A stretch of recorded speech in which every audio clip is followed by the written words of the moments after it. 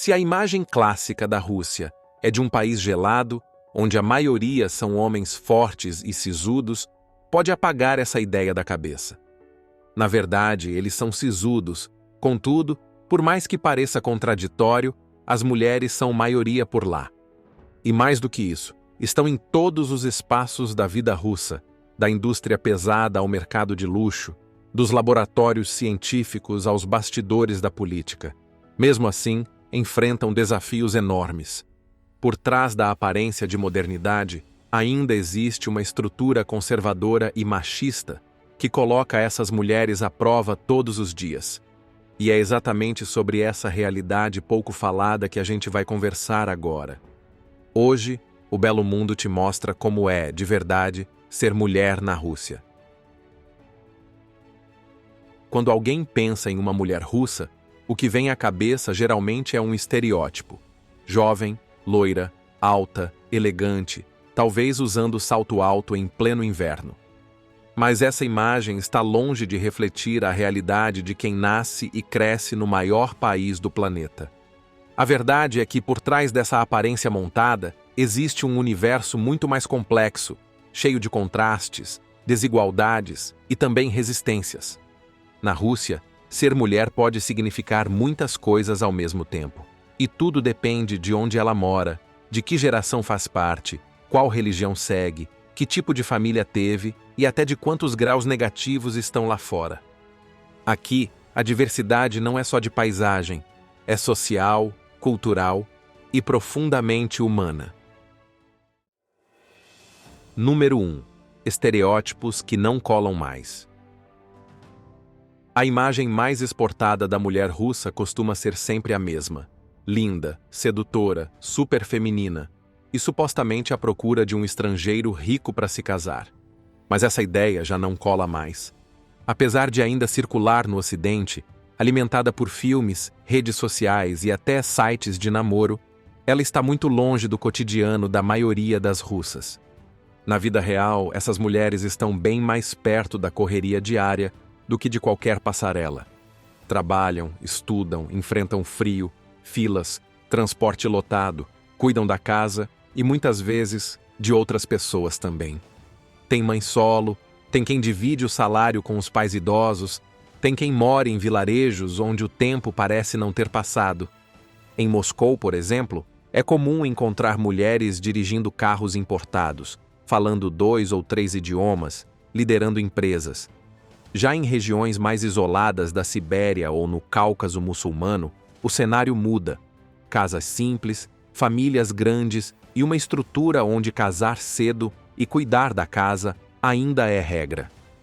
Tem também as mulheres indígenas do extremo norte, que vivem sob temperaturas extremas e mantêm costumes bem diferentes do resto do país.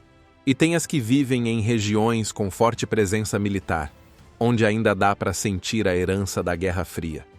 Claro, existe quem se encaixe naquele estereótipo de mulher russa de revista, mas isso não representa nem de longe a diversidade do país. Lá, você vai ver uma mulher de jeans rasgado, de véu ortodoxo, de salto alto na neve ou de uniforme militar, e todas elas são tão russas quanto qualquer capa de revista. Número 2. Mais mulheres do que homens. Assim como já adiantamos no início do vídeo, a Rússia é um dos poucos países do mundo com muito mais mulheres do que homens. Os números mais recentes mostram que elas representam cerca de 54% da população, enquanto eles somam apenas 46%. E na verdade isso não é novidade dadas as circunstâncias. Desde o século XIX, os censos já apontavam essa diferença, que só aumentou com o tempo.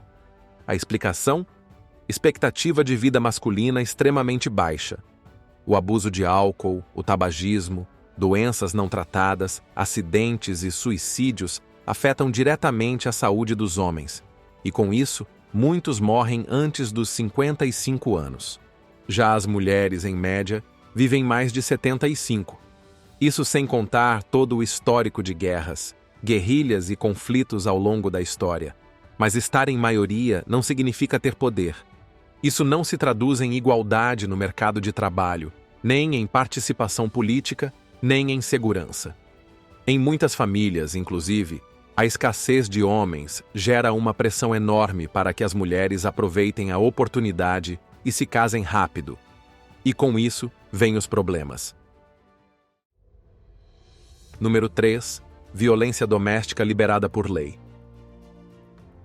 Na Rússia, é comum ver homens oferecendo flores no primeiro encontro, abrindo portas e pagando o jantar. Sinais clássicos de cavalheirismo. Mas o mesmo homem que entrega rosas no Dia da Mulher pode achar normal que a esposa não trabalhe, que cuide da casa sozinha ou que aceite agressões como parte do casamento. Sim, é chocante. Mas desde 2017, agredir a esposa sem quebrar ossos ou deixar marcas profundas não é considerado crime na Rússia. Basta que o agressor pague uma multa, que, em muitos casos, sai da conta da própria família. E pronto, está tudo resolvido. Se bater de novo em menos de um ano, aí sim pode haver punição mais séria. Mas o caminho até essa denúncia formal é longo, doloroso e cheio de julgamentos. O mais bizarro, a lei foi apoiada por mulheres parlamentares e justificada como forma de proteger os valores da família tradicional. Ou seja, a vítima vira culpada e o agressor continua com total liberdade. A sociedade russa é tão marcada por esse pensamento conservador que expressões como bater porque ama, apanhou porque mereceu ainda são comuns e incentivados pela Igreja. Número 4. Religião. A Igreja Ortodoxa tem um papel central no que é ser mulher na Rússia. Para líderes religiosos, o feminismo é visto como uma ameaça, e a mulher ideal é aquela que cuida da casa, do marido e dos filhos, sempre com discrição, silêncio e obediência. O patriarca da Igreja chegou a dizer que se a mulher deixa sua função de cuidar da casa, tudo se destrói, a família, a pátria e a civilização. Esse tipo de discurso não fica só no sermão das missas. Ele ocorre nos corredores do governo, nas escolas e dentro das famílias. E com isso, muita gente ainda acredita que mulher que apanha provocou, ou que se ela reagir está sendo rebelde demais. E fica muito pior. Número 5. A cartilha para aguentar o marido da guerra. Como se tudo isso não bastasse. A guerra na Ucrânia trouxe de volta à Rússia imagens que pareciam ter ficado no século passado. Jovens sendo convocados às pressas, soldados voltando com traumas profundos e famílias desestruturadas pelos efeitos de um conflito que já dura anos. Mas o que mais chocou foi a maneira como o governo resolveu lidar com esse impacto dentro das casas. Em vez de oferecer apoio psicológico aos veteranos ou criar políticas públicas de acolhimento, uma ala do governo lançou algo que ninguém esperava. Uma cartilha destinada às esposas dos soldados, orientando como elas deveriam se comportar diante do marido traumatizado que retorna da guerra. O conteúdo? Um verdadeiro manual de submissão. O texto, divulgado por uma organização ligada ao Kremlin chamada Frente Popular Russa, recomenda que as mulheres tenham empatia pelos maridos, mesmo que eles se tornem agressivos ou apresentem comportamentos violentos ou abusivos. A cartilha orienta que elas não devem criticar os companheiros, nem reclamar de mudanças de humor, de impulsos sexuais agressivos ou de atitudes grosseiras. Pelo contrário, segundo o documento, cabe à esposa compreender o estado emocional do guerreiro e ajudá-lo a voltar ao normal. Na prática, isso significa jogar nas costas da mulher toda a responsabilidade pela reintegração emocional do marido, sem oferecer a ela nenhuma estrutura para lidar com isso. O Estado terceiriza o trauma da guerra para o ambiente doméstico e naturaliza a violência como parte do processo, como se fosse apenas um detalhe a ser suportado com paciência. O contexto por trás dessa cartilha é ainda mais perturbador. Com a alta taxa de mortalidade no fronte, o governo russo passou a recrutar até condenados por crimes sexuais para lutar na guerra em troca da liberdade. Muitos desses homens voltaram para casa após meses de combate, sem acompanhamento psicológico, sem filtros e, em alguns casos, com histórico de agressão. E agora estão sendo acolhidos por mulheres instruídas a aguentar tudo caladas, em nome da estabilidade do lar. Para ativistas de direitos humanos, o recado da cartilha é claro: a mulher russa deve pagar o preço emocional da guerra. Enquanto os soldados são vistos como heróis, elas são colocadas como cuidadoras silenciosas, sem espaço para se protegerem, denunciarem ou sequer questionarem os abusos. É um retrato cruel de como o governo trata o feminino, como um escudo emocional para proteger a imagem do Estado, mesmo que isso custe a saúde mental e física dessas mulheres. E se engana quem acha que isso gerou indignação geral. Parte da sociedade viu a cartilha como algo normal e até útil. A lógica é clara: o sofrimento do homem é legitimado, o da mulher, silenciado. Número 6. A vergonha de denunciar. Muitas vítimas simplesmente não denunciam os agressores, e quando o fazem, não são levadas a sério. Casos de concussão, roxos ou agressões psicológicas acabam tratados como assunto de família, com direito a policiais dizendo que roupa suja se lava em casa. E quando a mulher resolve se defender, o risco de prisão recai sobre ela. Isso mesmo, cerca de 80% das russas que reagem aos ataques acabam presas por tentar se defender. A lógica é completamente invertida.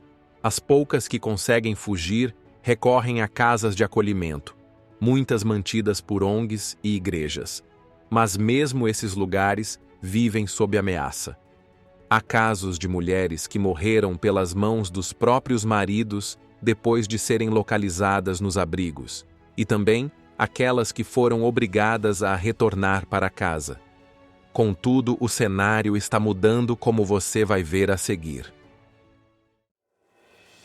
Número 7. A crise dos relacionamentos. Mesmo com esse desequilíbrio populacional e todo esse histórico agressivo e patriarcal, cada vez mais mulheres russas desistem de se casar. E o motivo, como já deu para perceber, é a falta de opção decente. A imagem do homem russo forte e protetor está ficando ultrapassada, e muitas já perceberam que não vale a pena insistir. O resultado disso é perceptível. Moscou, por exemplo, tem mais de 3 milhões de mulheres solteiras entre 25 e 50 anos, e muitas delas estão muito bem assim. Outras preferem se relacionar com estrangeiros, o que só aumenta o mito de que mulher russa é fácil ou interesseira. Uma visão completamente distorcida da realidade. No fundo, o que está acontecendo é uma virada silenciosa. Elas não querem mais repetir o modelo antigo de mulher submissa. E isso está incomodando muita gente. Como muitas delas estão cada vez mais instruídas e independentes, o descompasso entre o que elas querem e o que o homem russo oferece só cresce. Resultado: uma onda crescente de decepções, frustrações e mulheres que escolhem ficar sozinhas por opção, não por falta de pretendentes. Número 8. Mulheres que viraram chefes de si mesmas. Diante desse cenário tão hostil, muitas mulheres resolveram tomar as rédeas da própria vida. A Rússia é um dos países com maior número de empreendedoras no mundo. Elas lideram pequenos negócios, comandam empresas, fazem faculdade, cuidam da casa e ainda encontram tempo para lutar por seus direitos. Cerca de 45% dos cargos de liderança são ocupados por mulheres. Um número alto, especialmente se comparado com países bem mais desenvolvidos. Mas essa independência tem um preço. Muitas são vistas como mulheres demais, mandonas ou masculinizadas pelos próprios colegas de trabalho. Número 9. Salários mais baixos e profissões proibidas. Mesmo com todo esse protagonismo, a diferença salarial continua gritante. Mulheres ganham, em média, 30% menos do que os homens. E o mais absurdo, a legislação russa proíbe oficialmente que mulheres atuem em mais de 400 profissões, com a justificativa de que são perigosas ou prejudiciais à saúde reprodutiva. Quer ser motorista de ônibus, mergulhadora, capitã de navio? Esquece. Mesmo que tenha o diploma, a mulher pode ser impedida de exercer a profissão só por ser mulher. Em um caso famoso, uma candidata foi impedida de trabalhar em navios e, mesmo vencendo judicialmente, não conseguiu ser contratada. Pior, cargos de alto escalão político são praticamente um clube do bolinha. Apenas 16% do parlamento é formado por mulheres, e nenhuma jamais chegou ao topo do poder. Número 10. O peso da aparência. Na Rússia, a aparência feminina não é só uma questão de gosto pessoal. Ela está profundamente ligada a status social, expectativa cultural e até a sobrevivência profissional. Ser bonita, magra e bem vestida ainda é visto, em muitas situações, como uma obrigação silenciosa, principalmente nas grandes cidades como Moscou e São Petersburgo, onde a competição estética é visível até nas ruas. Isso tem raízes históricas e econômicas. Durante a era soviética, as roupas eram padronizadas, os cosméticos eram escassos e não existia incentivo ao consumo individual. Quando o regime caiu, uma onda de influência ocidental entrou com força, trazendo revistas de moda, salões de beleza e uma avalanche de padrões estéticos que passaram a ser vistos como símbolo de modernidade e sucesso. Hoje, estar bem apresentada é quase um pré-requisito para ser levada a sério em muitos espaços, especialmente no setor de serviços, na mídia, na aviação e até em áreas administrativas. Muitas mulheres relatam que, se não estiverem maquiadas, usando salto alto ou com cabelo impecável, são vistas como desleixadas ou pouco femininas. E isso não é só opinião. Há empresas que realmente colocam critérios estéticos em vagas de emprego e companhias que rebaixam funcionárias mais velhas ou fora do padrão visual. Um caso emblemático foi o da companhia aérea Aeroflot, que restringiu voos internacionais a comissárias que usavam tamanhos acima de 48 ou tinham mais de 40 anos. A justificativa?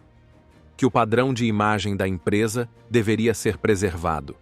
A reação veio com protestos e o famoso movimento Velhas Gordas Feias, criado por funcionárias que denunciaram a discriminação. Elas venceram na justiça, mas o recado do mercado já estava dado. Aparência importa e muito. Além disso, o investimento em estética consome parte significativa da renda feminina. O mercado de cosméticos, cirurgias plásticas e procedimentos estéticos cresce a cada ano. É comum ver mulheres fazendo preenchimentos labiais, botox e plásticas ainda jovens, como forma de garantir uma posição melhor em relacionamentos ou carreiras. A chamada economia da beleza se tornou uma realidade. E quem está fora desse jogo, muitas vezes, simplesmente não é vista. Inclusive, é daqui que nasceu o estereótipo que falamos logo no início. Apesar de tudo isso, as russas seguem resistindo. São elas que lideram movimentos por direitos reprodutivos. São elas que mantêm centros de acolhimento, muitas vezes na clandestinidade. São elas que bancam a decisão de viver sozinhas ou criar os filhos sem parceiro, mesmo sob o peso do julgamento. E foi justamente elas que lideraram a revolta de operárias que deu origem ao Dia Internacional da Mulher, lá no 8 de março de 1917. Desde então, o país alterna entre avanços e retrocessos, mas, mesmo sob censura, novas vozes femininas continuam surgindo. A grande pergunta é: até quando o Estado, a sociedade e a religião vão tentar empurrar essas mulheres de volta para o silêncio? Porque se tem uma coisa que elas já deixaram claro, é que não vão aceitar esse papel caladas. E talvez essa seja a maior força da mulher russa. E por hoje, ficamos por aqui. Mas agora a gente quer saber, qual parte dessa história mais te surpreendeu?